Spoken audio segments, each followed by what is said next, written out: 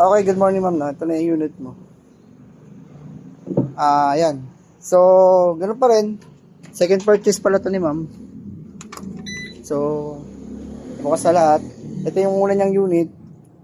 Bali, ginawa niya pa auto USB kasi. Para mas madali. So, ganito lang po yan, no? Bubuksan lang yung unit. Pagkabit pa lang ito ma'am, nakaganto na. USB, tapos yung sa router lang ha. Hindi ko na ito tatanggalin pagka-deliver. So, ganoon open. Open lang din. Yan. Tapos, maghihintay na lang tayong mag-activate.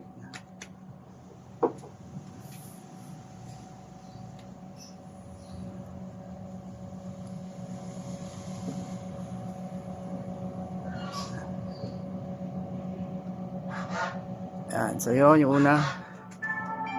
Hintay na lang ho natin siya mag-activate. Okay. Yan. Wala akong ginagalaw dyan.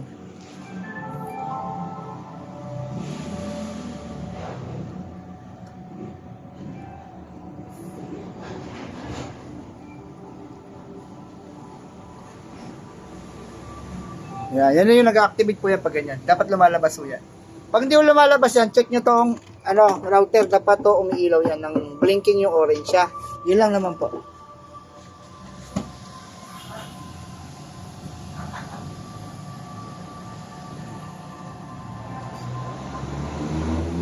Nag-activate. Yan, nag-activate na yung taas. Ayan.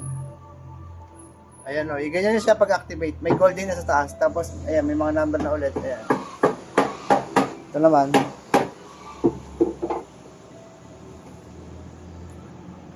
Minsan mabilis yun, tulad yung mabilis yung isa. Minsan mga 2 to 3 minutes eh. Maximum 5. Pero okay lang naman kasi hindi naman kailangan magulog yan. Wala mang oras. 5 piso pala to.